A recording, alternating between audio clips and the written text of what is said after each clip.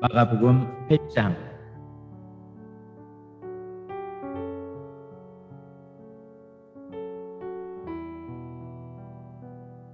마가복음 8장.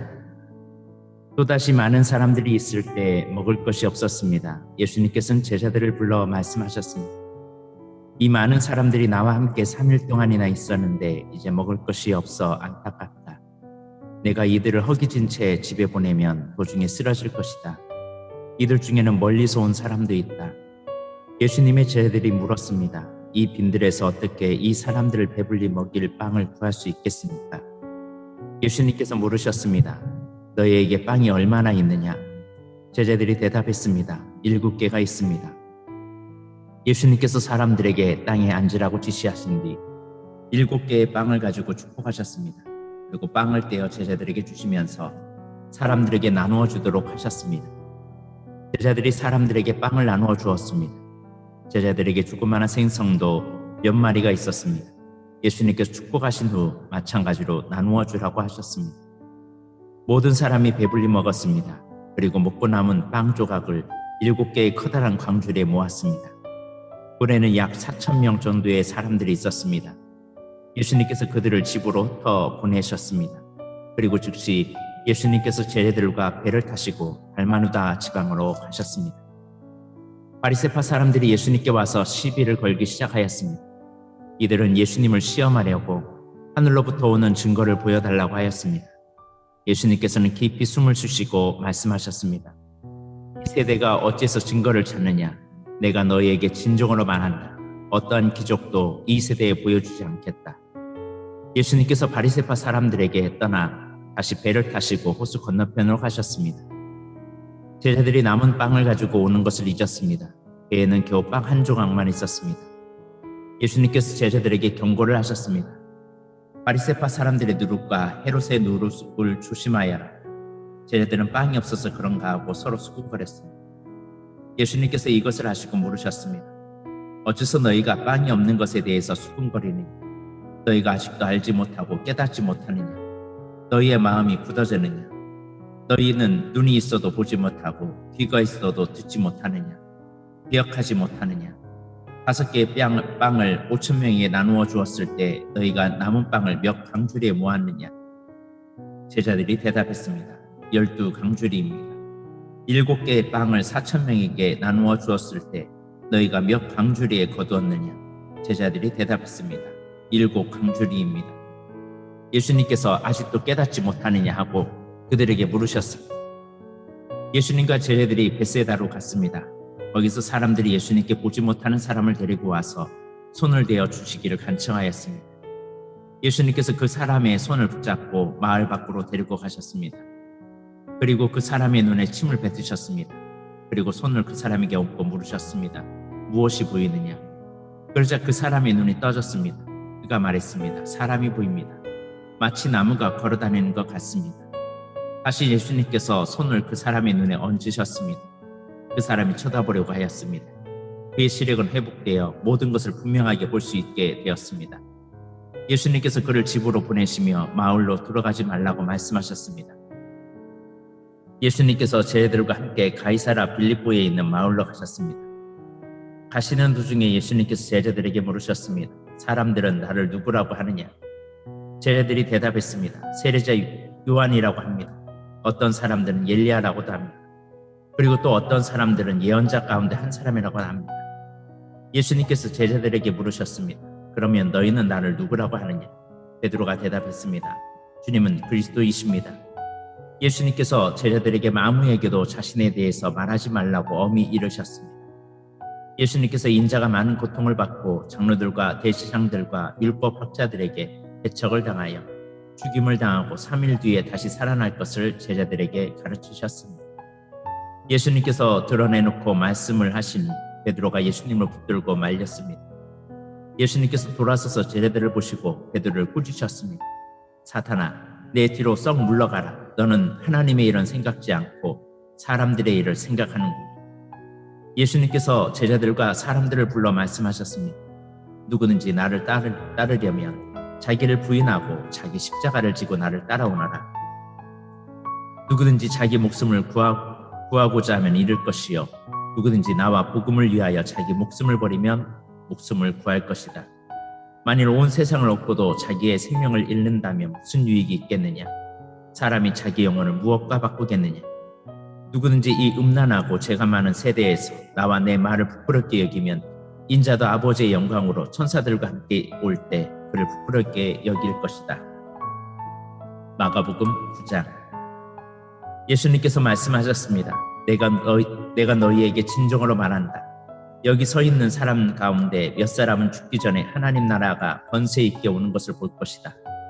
6일 뒤에 예수님께서 베드로, 야고보 그리고 요한을 데리고 높은 산에 올라가셨습니다.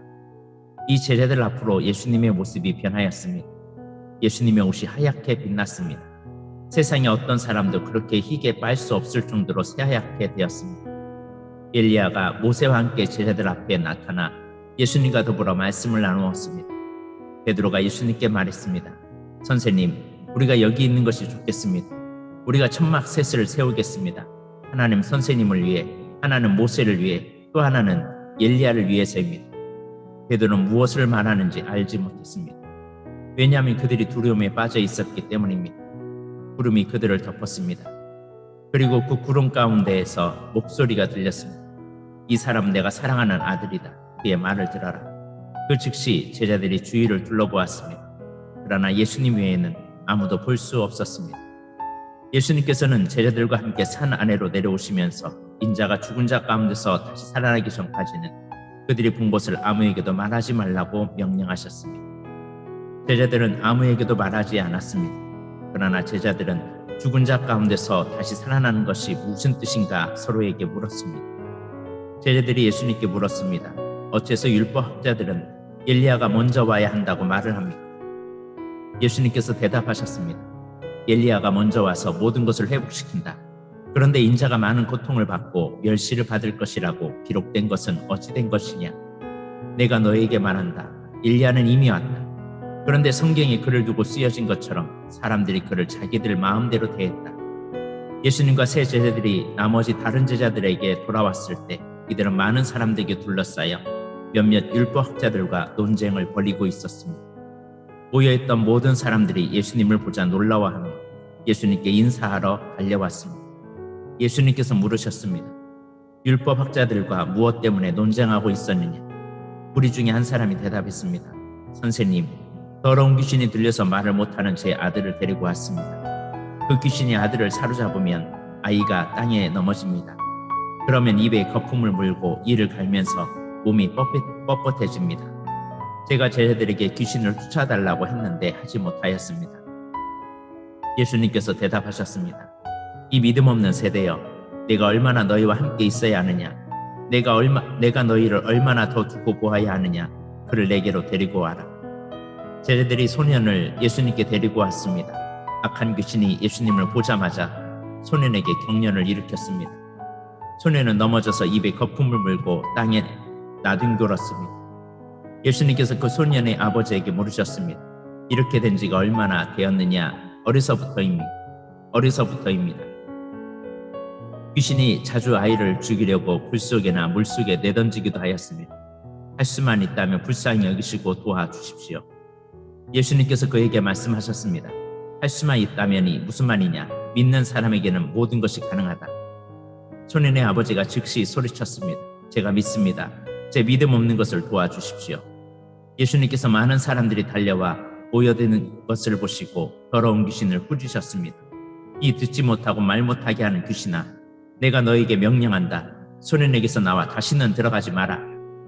더러운 귀신은 소리를 지르고 그 소년에게 경련을 일으키게 하고 나갔습니다. 소년은 마치 시체처럼 되었습니다. 그래서 사람들이 죽었다라고 말했습니다. 그러나 예수님께서 손을 잡고 일으키자 소년이 일어났습니다. 예수님께서 집으로 들어가셨을 때 제자들이 조용히 여쭈었습니다. 어째서 우리는 내쫓지 못했습니까?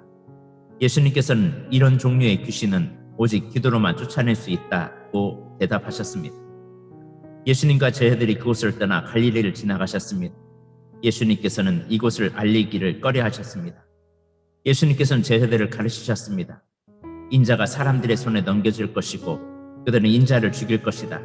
그러나 죽은 지 3일 만에 다시 살아날 것이다. 그러나 제자들은 이 말씀을 이해하지 못했습니다. 그리고 예수님께 묻기를 두려워했습니다.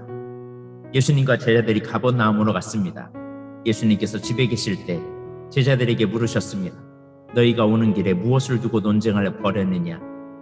제자들은 잠잠했습니다. 왜냐하면 그들이 자기들 중에서 누가 가장 높은지를 두고 길에서 다투었기 때문입니다. 예수님께서는 앉으셔서 12제자를 부르셨습니다. 그리고 말씀하셨습니다. 누구든지 첫째가 되려면 다른 모든 사람보다 나중이 되어야 하고 모든 사람의 종이 되어야 한다. 그리고 한 어린이를 데려와 제자들 가운데 세우셨습니다. 그 아이를 팔에 안으시고 말씀하셨습니다. 누구든지 내 이름으로 이런 어린이 하나를 받아들이면 나를 받아들이는 것이다. 또 누구든지 나를 받아들이는 사람은 나를 받아들이는 것이 아니라 나를 보내신 분을 받아들인 것이다. 요한이 예수님께 말했습니다. 선생님의 이름으로 귀신을 내쫓는 사람을 보고 하지 못하게 하였습니다. 그것은 그 사람은 우리를 따르지 않는 사람이기 때문입니다. 예수님께서 말씀하셨습니다.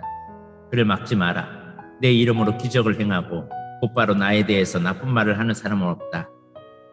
우리에게 반대하지 않는 사람은 우리 편이다.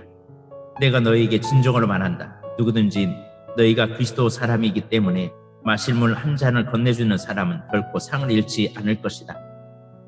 나를 믿는 어린이 가운데 하나는 죄를 죄짓게 하는 사람은 차라리 커다란 연자맥도로에 목에 걸고 바다에 빠지는 것이 더 낫다. 만일 내 손이 죄짓게 한다면 그것을 잘라버려라. 두 손을 가지고 지옥에 꺼지지 않는 불속으로 던져지는 것보다 장애인으로 영원한 생명을 누리는 곳에 들어가는 것이 훨씬 낫다. 만일 내 발이 죄짓게 한다면 그것을 잘라버려라. 두 발을 가지고 지옥에 던져지는 것보다 저는 발로 하늘나라에 들어가는 것이 더 낫다. 만일 내 눈이 죄짓게 한다면 그것을 뽑아버려라. 두 눈을 가지고 지옥에 던져지는 것보다 한 눈만 가지고 하나님 나라에 들어가는 것이 더 낫다. 지옥에서는 벌레도 죽지 않으며 불이 꺼지지도 않는다. 모든 사람이 소금 절이듯 불로 절여질 것이다. 소금은 좋은 것이다. 그러나 만일 소금이 짠맛을 잃으면 무엇으로 다시 짜게 하겠느냐? 서로가 소금을 지니고 화목하게 지내라.